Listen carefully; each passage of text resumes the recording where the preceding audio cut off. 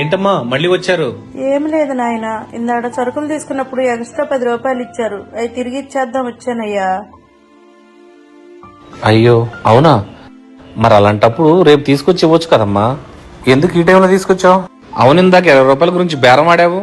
నేను ఎక్కువ రేటు కూడా అమ్ముతున్నాను అన్నావు. అది ఇందాక గొడవ పడింది నా డబ్బుల కోసం, ఇప్పుడు తిరిగి ఇచ్చింది మీ డబ్బులయ్యా. అక్రమంగా వచ్చింది ఏది మన దగ్గర పెట్టుకోకూడదయ్యా. ఎవరో చూడలేదు కదా నా డబ్బులు నేను తింటే భగవంతుడు చూడకుండా ఉంటాడయ్యా. అది నా బిడ్డలకు శాపం అయ్యా.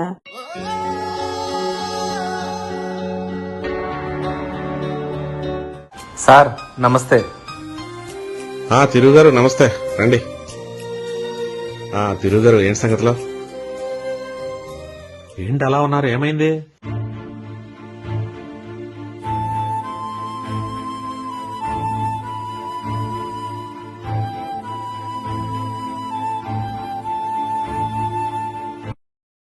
సార్ మీరు నన్ను క్షమించాలి.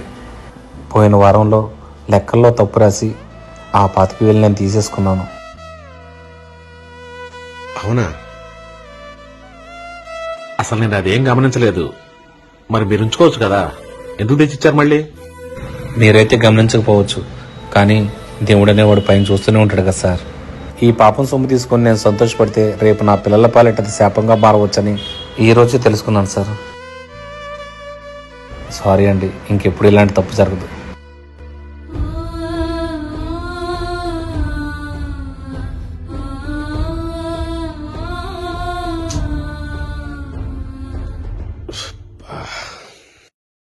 ఏమైందండి, ఎందుకు అలా ఉన్నారు? ఏం లేదు పావని, తను డబ్బులు ఇచ్చెళ్ళాడు కదా, అదే ఆలోచిస్తున్నా.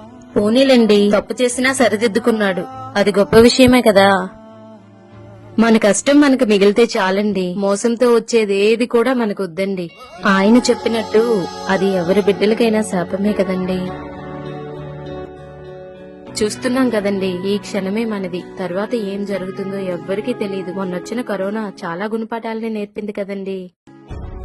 1 గంటకి 1 కోటి రూపాయలు ఖర్చు పెట్టగలిగిన ధనవంతులు కూడా ప్రాణాలు కాపాడుకోలేక కనుమరుగైపోయారు కదండి. ఈ లోకంలో ఏది శాశ్వతం చెప్పండి?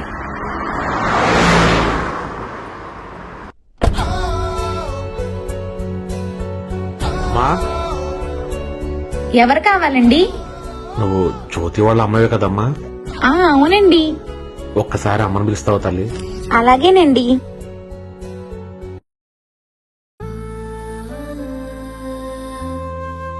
సార్ నమస్కారం సార్. నమస్కారం అమ్మా. మీరు నన్ను క్షమించాలమ్మా.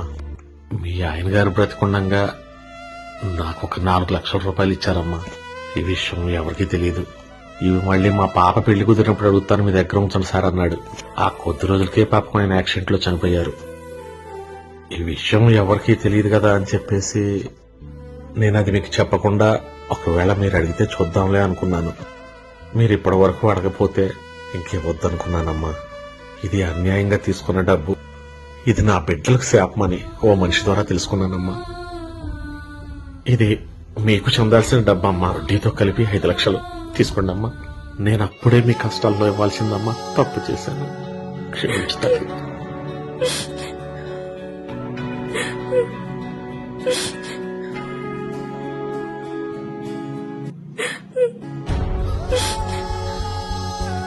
మీరు బాగుండాలయ్యా. ఇంకొకరి కష్టాన్ని నువ్వు అన్యాయంగా తింటున్నావా? ఇది భగవంతుడు చూస్తూనే ఉన్నాడు. ఇది మీ బిడ్డలకు శాపం.